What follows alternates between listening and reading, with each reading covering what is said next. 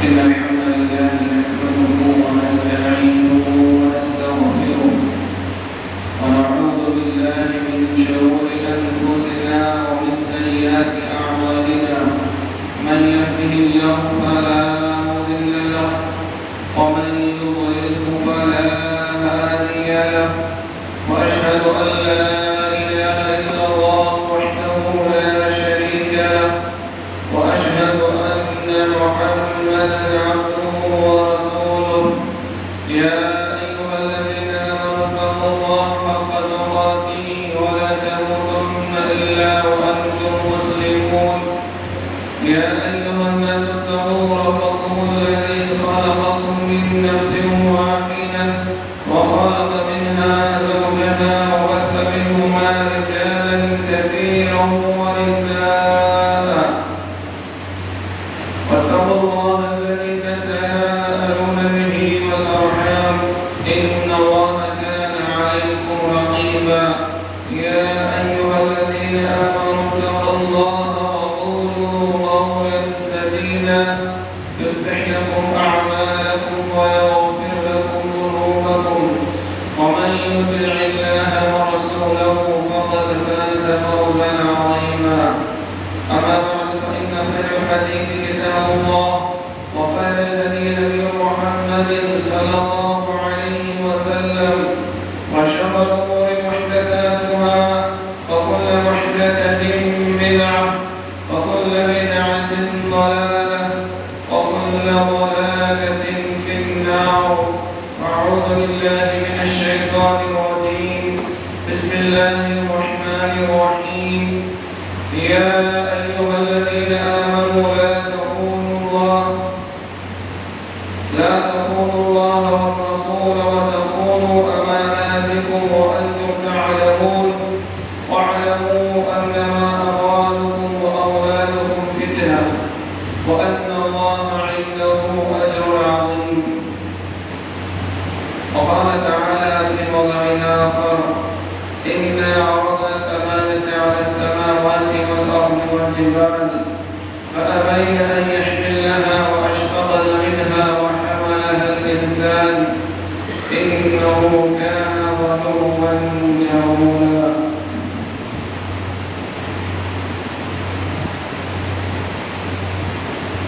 محترم حاضرین جمعہ تمام قسم کی تعلیم و توصیف مصلی وحدہ لا شریک کے لیے جو یہ مکرمہ ساری کائنات کا خالق و مالک ہے اور ان بے شمار درود و سلام ہو سید المرسلین رحمۃ للعالمین احمد المجتبی محمد مصطفیٰ صلی اللہ علیہ وسلم پر اللهم صل على محمد وعلى آل محمد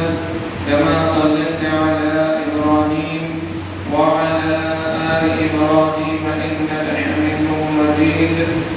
اللهم بارك على محمد وعلى آل محمد كما باركت على إبراهيم وعلى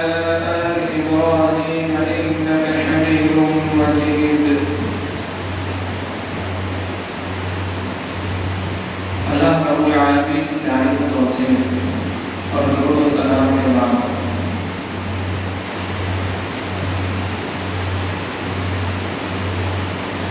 مستدرک حاکم کی روایت ہے اور حدیث کی دوسری کتابوں میں بھی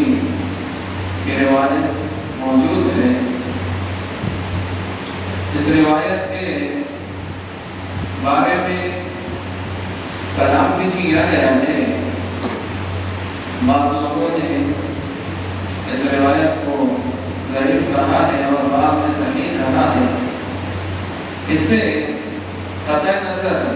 یہ روایت صحیح ہے یا ضعیف، اس میں جو مضمون بیان کیا گیا ہے وہ دلائل کی بنیاد پہ یہ معلوم ہوتا ہے کہ اس کا انکار نہیں کیا جا سکتا. اور روایت یہ ہے عائشہ رضی اللہ عنہا اس حدیث کے راویہ ہیں، وہ کہتے ہیں رسول اللہ صلی اللہ علیہ وسلم نے فرمایا اللہ رب العالمین کے نزدیک قیامت کے دن 3 قسم کے دفتر ہوں گے. ایک وہ دفتر ہوگا جس میں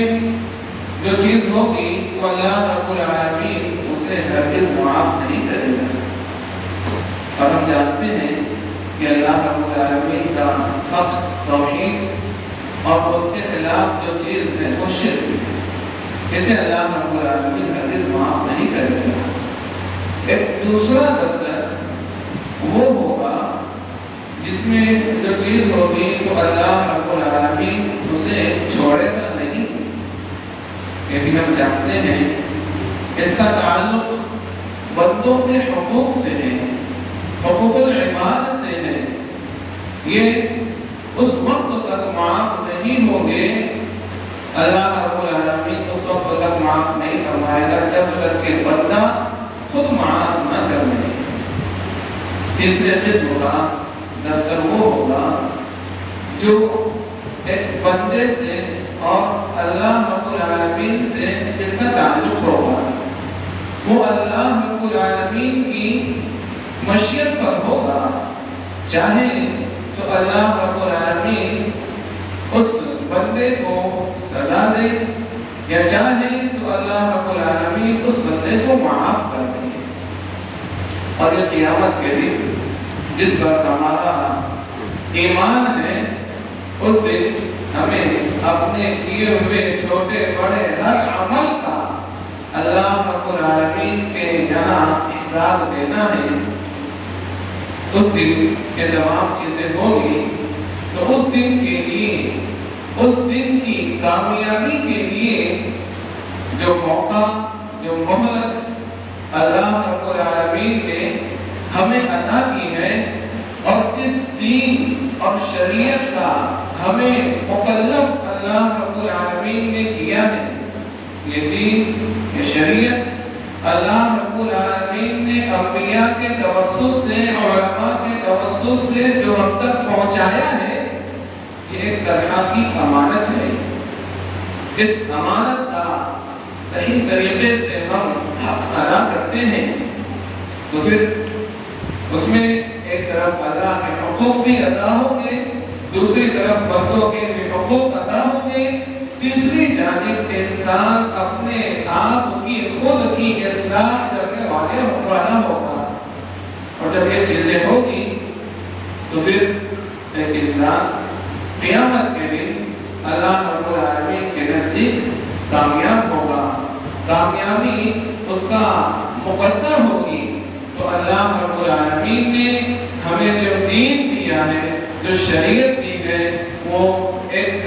امانت ہے. اور اللہ رب العالمین نے اہل ایمان سے یہ کہا ہے کہ یا ایھا الذین آمنوا لا تخونوا اللہ والرسول, اے ایمان والو تم اللہ کی اور اس کے رسول کے جو حقوق ہیں اس کی خیانت نہ کرو. وَتَخُونُوا أَمَانَاتِكُمْ, اور نہ ہی تمہاری جو امانتیں ہیں تم اس کی خیانت کرو. وَأَنْتُمْ تَعْلَمُونَ, اس حال میں کہ تم اسے جانتے ہو. اللہ رب العالمین نے فرمایا وَاعْلَمُوا أَنَّمَا أَمْوَالُكُمْ وَأَوْلَادُكُمْ فِتْنَةٌ, اور جان رکھو کہ تمہارے مال اور تمہاری اولاد تمہارے لیے فتنہ ہے, آزمائش ہے. وَأَنَّ اللَّهَ عِنْدَهُ أَجْرٌ عَظِيمٌ, اور یہ کہ اللہ رب العالمین کے نزدیک اس کا اجر ہے. جو بندہ اللہ رب العالمین کی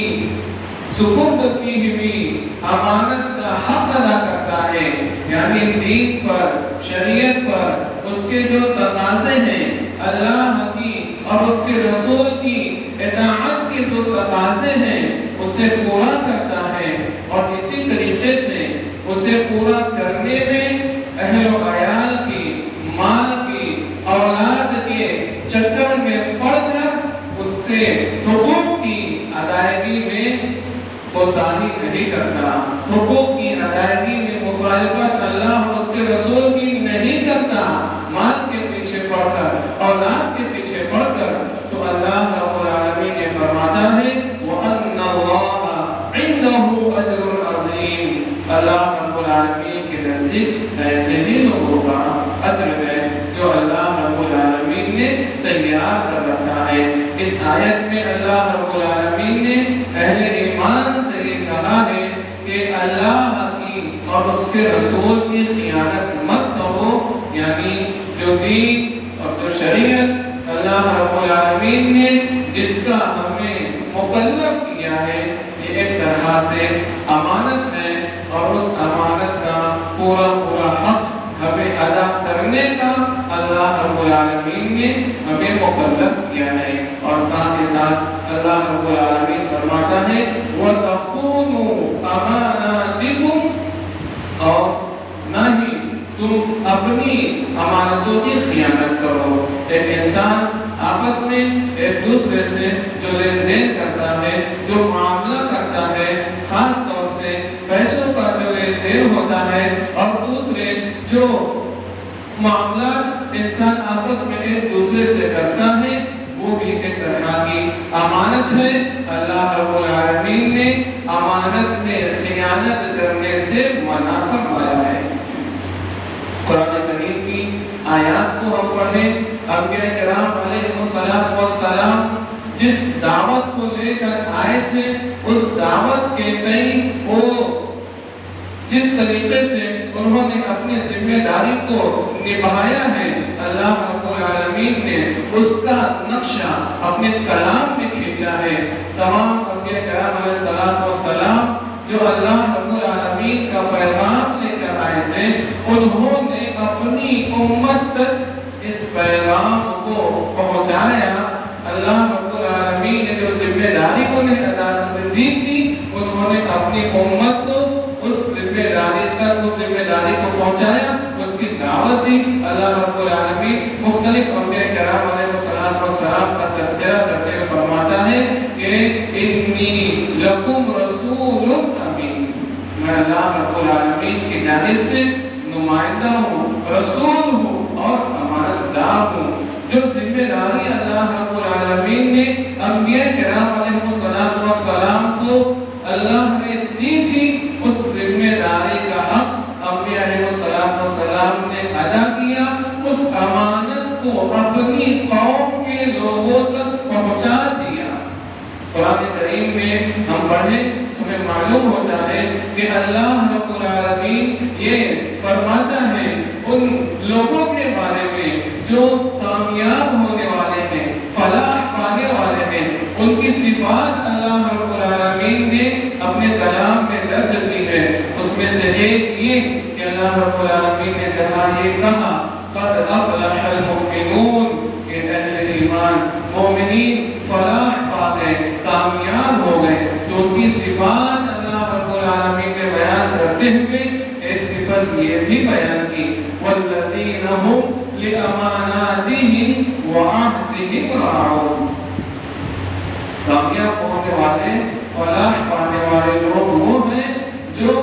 امانتوں کو ادا کرتے ہیں اور آپس میں جو عہد ہوتا ہے اس عہد کی جو رعایت کرتے ہیں، ایسے لوگ کامیاب ہونے والے ہیں۔ تو اس آیت میں اللہ رب العالمین نے اہل ایمان کی کامیابی کا تذکرہ کرتے ہوئے فرمایا، جنت الفردوس کے وارث بننے والے مومنین کی صفات کا ذکر کرتے ہوئے اللہ رب العالمین نے یہ کہا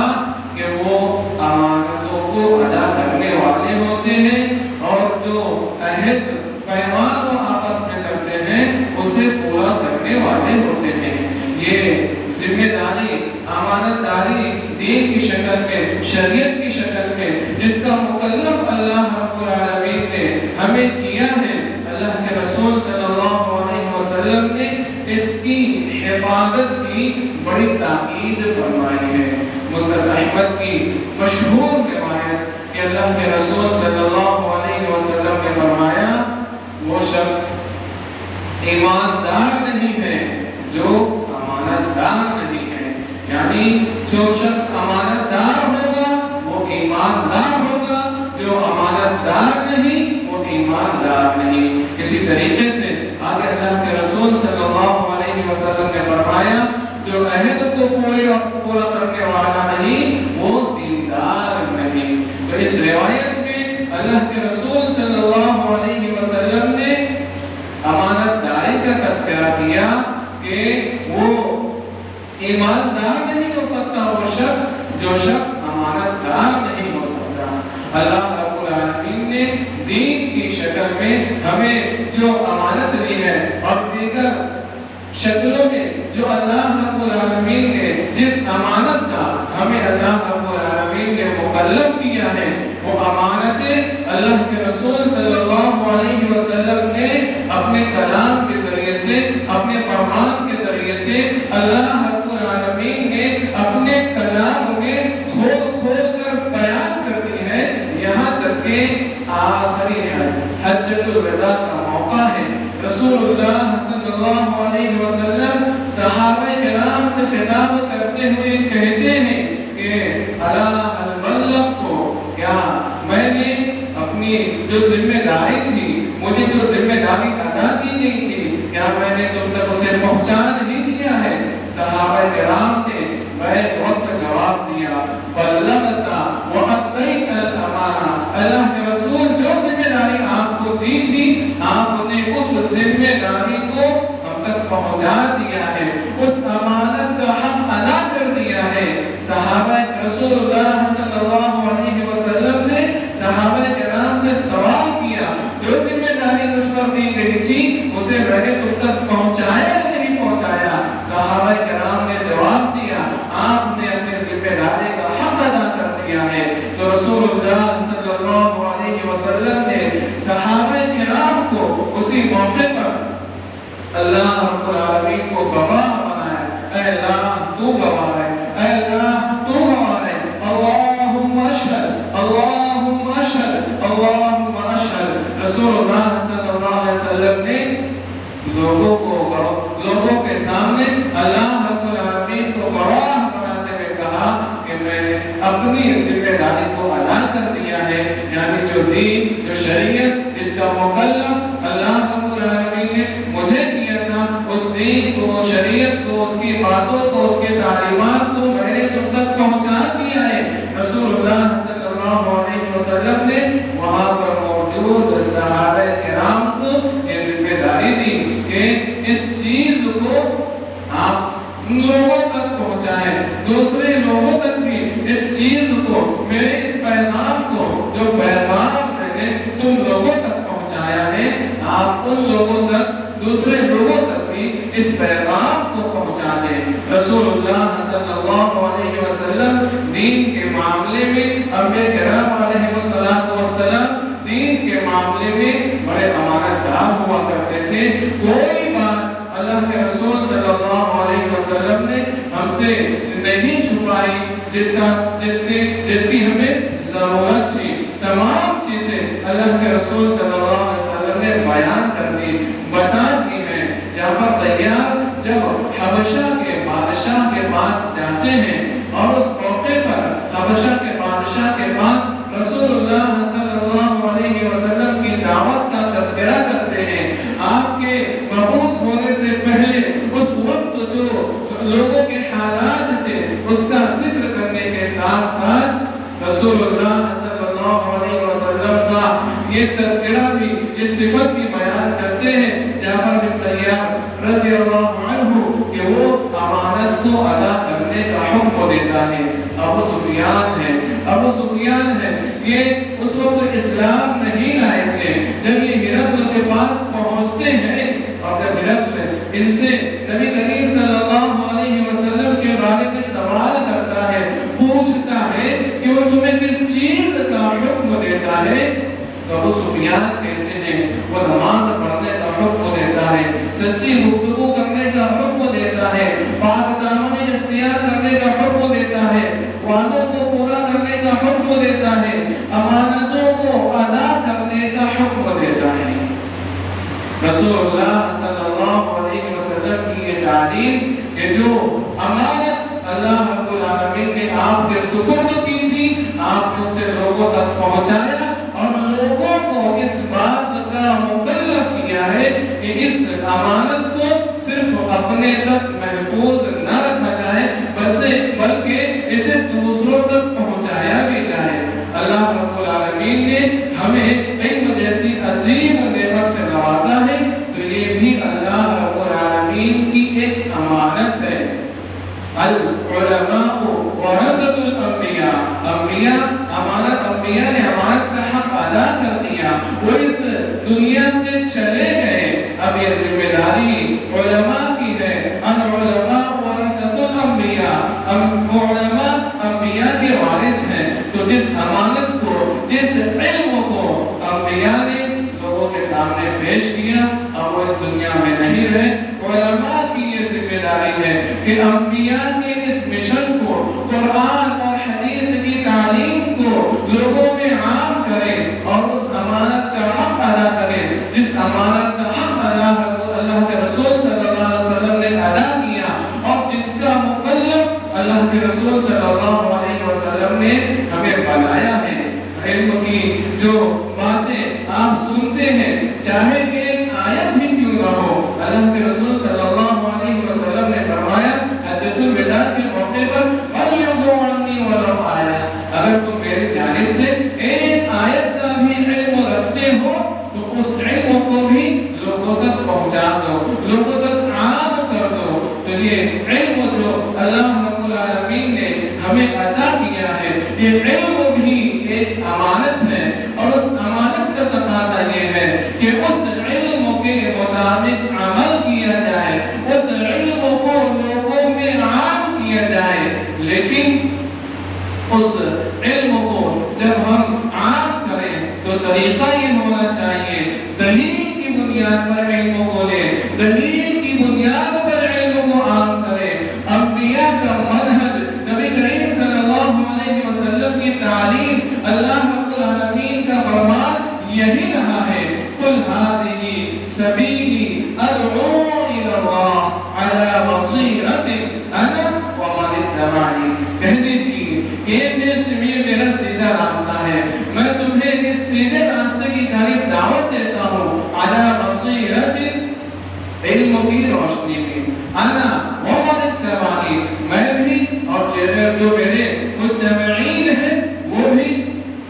علم کی روشنی میں اس راستے کی طرف دعوت دینے والے ہوتے ہیں۔ تو اللہ رب العالمین نے علماء کو یا ہمیں جو علم دیا ہے، ایک طرح سے امانت ہے، اس امانت کو ہمیں لوگوں تک عام کرنا ہے۔ اللہ رب العالمین اپنے کلام میں فرماتا ہے، اتبعوا ما انزل الیکم من ربکم ولا تتبعوا من دونہ اولیاء۔ جو علم اللہ رب العالمین نے امانت کی شکل میں ہمیں دیا ہے، اس علم کو لوگوں کے درمیان عام کرنے کا حکم دیا ہے، اس علم کا تذکرہ کرتے ہوئے اللہ رب العالمین فرماتا ہے، یہ وہ علم ہے جو تمہارے رب کی جانب سے نازل کیا گیا ہے، اور تمہیں اس علم کی پیروی کرنا ہے، تمہیں اس علم کا اتباع کرنا ہے، وَلَا تَتَّبِعُوا مِن دُونِهِ أَوْلِيَاءَ، اور اس کے علاوہ جو چیز ہے اس کی اتباع نہیں کرنا ہے۔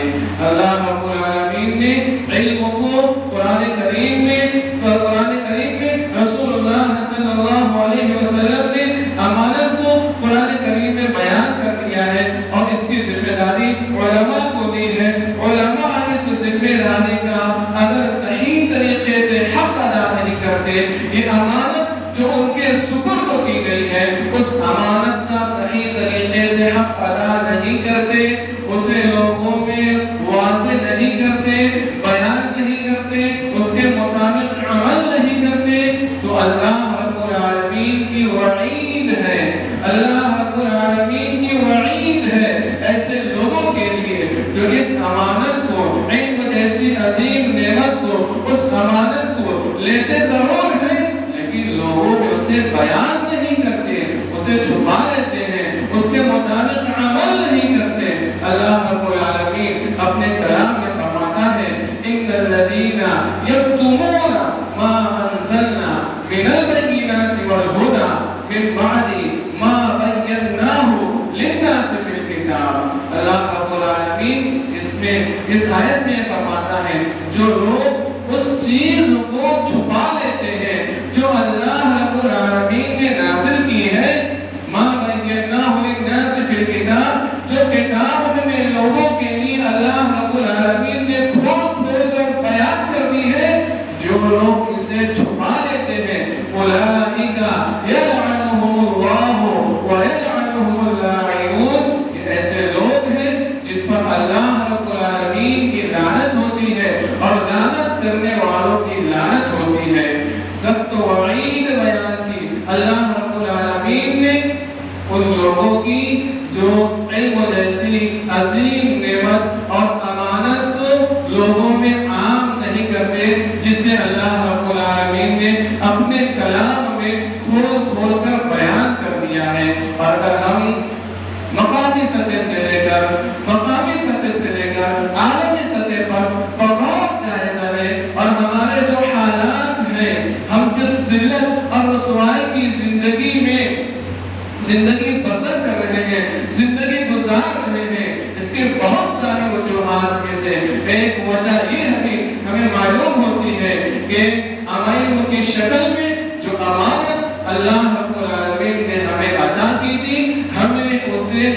اسے لوگوں میں عام نہیں کیا، لوگوں میں بیان نہیں کیا، اس علم کے مطابق ہم نے عمل نہیں کیا. نتیجہ یہ ہوا کہ اللہ رب العالمین کی اور لعنت کرنے والوں کی لعنت کے مستحق ٹھہرتے ہیں ایسے لوگ جو علم جیسی عظیم امانت کو، علم جیسی عظیم نعمت کو چھپا لیتے ہیں، لوگوں میں عام نہیں کرتے. لعنت یہ اللہ رب العالمین کی رحمت سے دوری ہے. ہم اپنا مقامی سطح پر، انفرادی سطح پر، اجتماعی سطح پر ہم اپنا جائزہ لیں، اپنے حالات کا جائزہ لیں. معاشی اعتبار سے ہمارے جو حالات ہیں، سماجی اعتبار سے ہمارے جو حالات ہیں، سیاسی اعتبار سے ہمارے جو حالات ہیں، آپس میں لین دین کے تعلق سے ہمارے جو معاملات ہوا کرتے ہیں، ہم اس کا جائزہ لیں اور غور کریں کہ جو امانت اللہ رب العالمین نے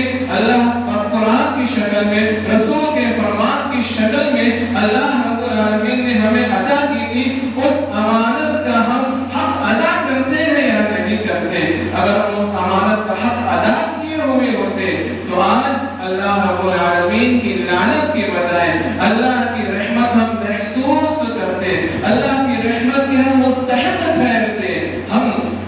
ہم دیکھتے ہیں، غور کرتے ہیں، ہمیں معلوم ہوتا ہے کہ ہم اللہ رب العالمین کی رحمت سے دور ہو گئے ہیں، اللہ کی لعنت کے مستحق ہو گئے ہیں. اور اس کی وجہ یہ کہ ہم نے جو امانت اللہ رب العالمین نے ہمیں عطا کی تھی علم کی شکل میں، اس علم کو ہم نے لوگوں میں عام نہیں کیا. اس علم کو ہم نے اپنے قول کے ذریعے سے بھی اور اپنے عمل کے ذریعے سے بھی ہم نے چھپا دیا ہے. اللہ رب العالمین اپنے کلام میں فرماتا ہے، ایمان والو تم اللہ کی اور اس کے رسول کی خیانت مت کرو. اللہ کے حق کی شکل میں، رسول کے حق کی شکل میں جو ذمہ داری اللہ رب العالمین نے ہمیں عطا کی تھی، اس پر عمل کرنے کی، اسے لوگوں میں عام کرنے کی، ہم نے اس کے مطابق عمل نہیں کیا. ہم دیکھتے ہیں کہ ہمارے درمیان مختلف مسالک موجود ہیں. ان مسالک کو دیکھیں، رسول اللہ صلی اللہ علیہ وسلم کی تعلیمات کو دیکھیں تو ہمیں معلوم ہوتا ہے جو امانت اللہ اور اس کے رسول کے حقوق کی ادائیگی کی شکل میں اللہ رب العالمین نے ہمیں عطا کی تھی، ہم اس امانت کو ادا کرتے ہوئے نظر نہیں آتے. یہی وجہ ہے کہ جو فرقوں کا جو وجود ہوا ہے، فرقوں میں بٹ کر لوگوں نے اپنے اماموں کو اور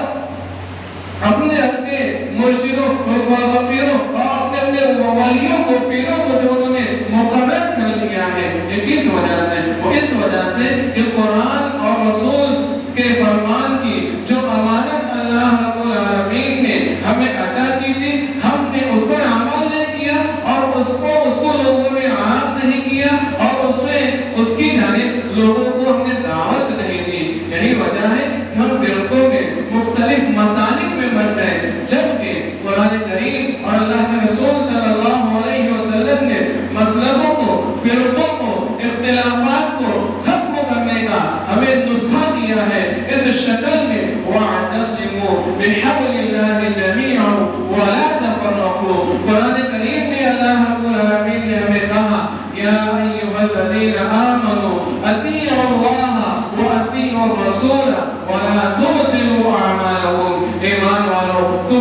اللہ رب العالمین کی اطاعت کرو، اس کے رسول کی اطاعت کرو، اور تم اپنے اعمال کو برباد مت کرو۔ ہم دیکھتے ہیں کہ اللہ کی طرف بلانے والے لوگ، اس کے رسول کی جانب بلانے والے لوگ، اس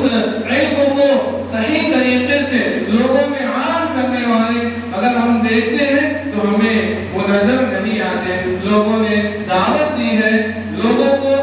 اپنے مسائل کی طرف، اپنے خود ساختہ اماموں کی طرف لوگوں نے اپنا مرید بنایا ہے، حالانکہ لوگوں کو چاہیے تھا، علماء کو چاہیے تھا کہ اپنی عوام کو اللہ کے کلام سے جوڑتے، رسول اللہ صلی اللہ علیہ وسلم کے فرمان سے جوڑتے، کیونکہ یہی دو چیزیں ہیں جو اللہ کے رسول صلی اللہ علیہ وسلم نے ہمارے درمیان چھوڑی ہے۔ ترکت فیکم امرین لن تضلوا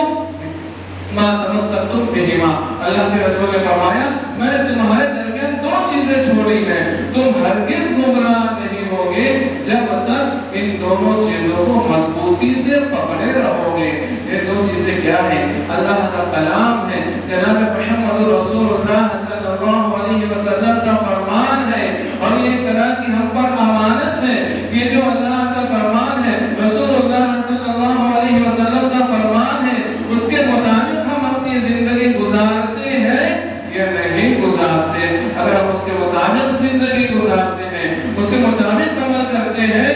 اللہ کی اس کے رسول کی اطاعت کرتے ہیں، تو ہماری دنیاوی زندگی بھی اور اخروی زندگی بھی ہماری کامیابی سے ہمکنار ہوگی۔ اللہ کے رسول صلی اللہ علیہ وسلم کے اس فرمان کو یاد کیجئے، امانت کا تذکرہ کرتے ہوئے اللہ کے رسول صلی اللہ علیہ وسلم نے بتلایا ہے قیامت کی نشانیوں میں سے اللہ کے رسول صلی اللہ علیہ وسلم فرماتے ہیں، سوال کیا گیا کہ قیامت کب آئے گی؟ اللہ کے رسول نے جواب دیا، اذا ضیعت الامانہ، جب امانت ضائع کر دی جائے گی۔ سوال کیا گیا کیف اذاعتھا، اس کو کس طریقے سے ضائع کیا جائے گا؟ اللہ کے رسول صلی اللہ علیہ وسلم نے فرمایا، اذا اسد الامر الى غیر اہلہ فانتظر الساعہ، جب معاملات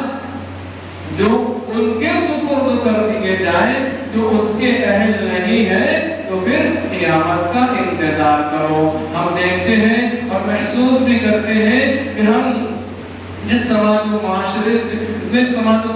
میں ہم زندگی گزار رہے ہیں، معاملات کن لوگوں کے ہاتھ میں ہیں؟ کون لوگ ہیں جو دین کی قیادت کے دعوے دار ہیں؟ کون لوگ ہیں جو عوام کے قائد بنے ہوئے ہیں؟ اگر ہم دیکھیں، محسوس کریں تو ہمیں معلوم ہوتا ہے کہ یہ اپنے اندر وہ صلاحیت نہیں رکھتے کہ عوام کی قیادت کر سکیں، عوام کی رہنمائی کر سکیں۔ کیوں؟ کیونکہ انہوں نے لوگوں کو اللہ کے کلام سے نہیں جوڑا ہے، لوگوں کو رسول اللہ صلی اللہ علیہ وسلم کے فرمان سے نہیں جوڑا ہے، انہوں نے لوگوں کو خود شخصیت پرستی سے جوڑا ہے، اپنی طرف لوگوں اپنا مرید لوگوں کو بنایا ہے، اللہ کو اور اس کے رسول کو چاہنے والا نہیں بنایا ہے۔ یہی وجہ ہے کہ ہم دیکھتے ہیں کہ ذلت اور رسوائی ہمارا مقدر بنی ہوئی ہے، اور اللہ کے رسول صلی اللہ علیہ وسلم کا یہ فرمان ہم اپنی آنکھوں سے دیکھ رہے ہیں۔ قیامت کی نشانی اذا وسط الامر الى غیر اہلہ فانتظر الساعہ، جب معاملات جو اس کے اہل نہیں ہیں ایسے لوگوں کے سپرد کر دیے جائیں تو اللہ کے رسول صلی اللہ علیہ وسلم نے فرمایا کہ تم قیامت کا انتظار کرو۔ علم ایک امانت ہے۔ اسی طریقے سے دوسری بہت ساری چیزیں جو اللہ رب العالمین نے فرائض کی شکل میں ہمیں عطا کی ہے، اسے ادا کرنا ایک امانت ہے۔ اگر ہم اس میں کوتاہی کرتے ہیں تو امانت میں خیانت کے مرتکب ہوں گے۔ نواہی کی شکل میں جس سے اللہ رب العالمین نے ہمیں منع کیا ہے، روکا ہے، یہ ایک طرح کی امانت ہے۔ اگر ہم نواہی کا ارتکاب کرتے ہیں جس سے اللہ اور اس کے رسول نے منع کیا ہے تو ہم امانت میں خیانت کرتے ہیں۔ اسی طریقے سے بہت ساری چیزیں ہیں، کسی کا ذمہ دار اللہ رب العالمین نے ہمیں بنایا ہے تو یہ ایک طرح کی ہم پر امانت اللہ رب العالمین نے ہمیں امانت عطا کی ہے۔ کسی چیز کا ذمہ دار بننا اس کی ایک طرح کی امانت ہوتی ہے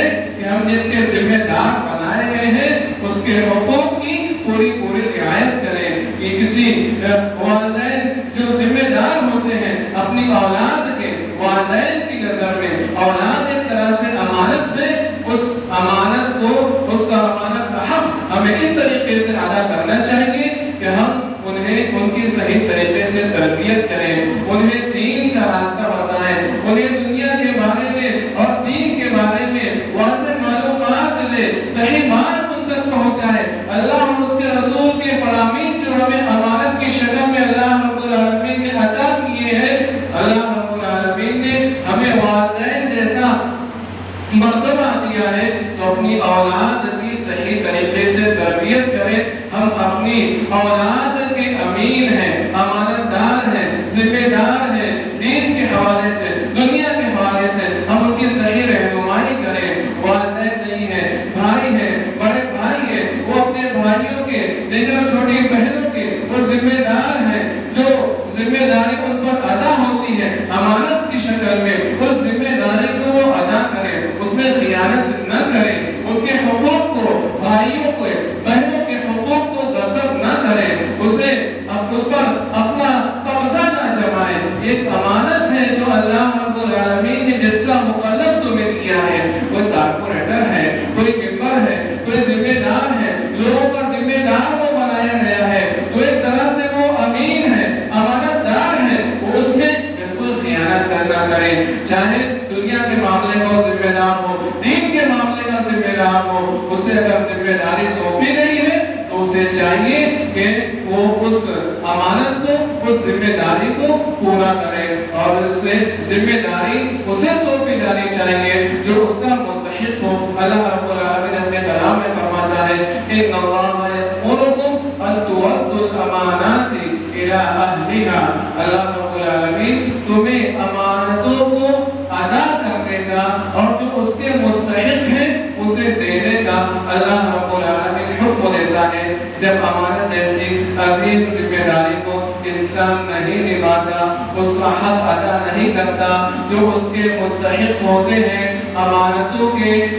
اسے نہیں دیا جاتا، تو پھر حالات سدھرتے نہیں، حالات امن والے نہیں ہوتے، بلکہ حالات بدامنی کی طرف جاتے ہیں، خرابی کی جانب جاتے ہیں. وہ معاشرہ، وہ سماج، اس سماج و معاشرے میں جو امانت دار ہے، جو جس چیز کا مستحق ہے، جس کا اہل ہے، اگر اسے وہ چیز نہیں دی جائے، اسے وہ ذمہ داری نہیں دی جائے، تو پھر سماج و معاشرے سے امن ختم ہوتا ہے، فساد رونما ہوتا ہے، بگاڑ پیدا ہوتا ہے. مقامی سطح سے لے کر عالمی سطح پر ہم غور کرتے جائیں گے، ہم غور کرتے جائیں تو یہ بات ہمیں محسوس ہوتی ہے کہ قائد وہ لوگ بنے ہوئے ہیں جنہیں قیادت کرنا نہیں آتی، جنہیں ذمہ داری کا احساس تک نہیں ہے. اللہ کے رسول صلی اللہ علیہ وسلم نے یہ فرمایا تھا، حضرت ابو ذر رضی اللہ عنہ سے انہوں نے کہا تھا الا تستعملونی، آپ مجھے امیر ذمہ دار کیوں نہیں بنا دیتے؟ اللہ کے رسول صلی اللہ علیہ وسلم نے حضرت ابو ذر رضی اللہ عنہ سے فرمایا تھا کہ انکا ضعیف، کہ تم کمزور ہو، اور یہ جو ذمہ داری ہے یہ ایک طرح سے امانت ہوتی ہے، اور یہ امانت کل قیامت کے لیے انسان کے لیے ذلت اور رسوائی کا ذریعہ ہوگی. اگر اس کا حق ادا نہ کیا جائے تو کل امانت کا حق اگر ادا نہ کیا جائے تو دنیا میں بھی ایک انسان ذلیل و رسوا ہوگا، اور کل قیامت کے دن بھی ایسا انسان ذلیل و رسوا ہونے والا ہوگا جو امانت کا حق ادا نہیں کرتا ہے. اللہ رب العالمین سے دعا ہے کہ اللہ رب العالمین ہمیں جب تک زندہ رکھے اسلام پر زندہ رکھے، ہمارا خاتمہ ایمان پر اسلام پر فرمائے. آمین. بارک اللہ لنا ولکم فی القرآن العظیم ونفعني الله وإياكم بالآيات والذكر الحكيم إنه تعالى جواد كريم ملك بر رؤوف رحيم.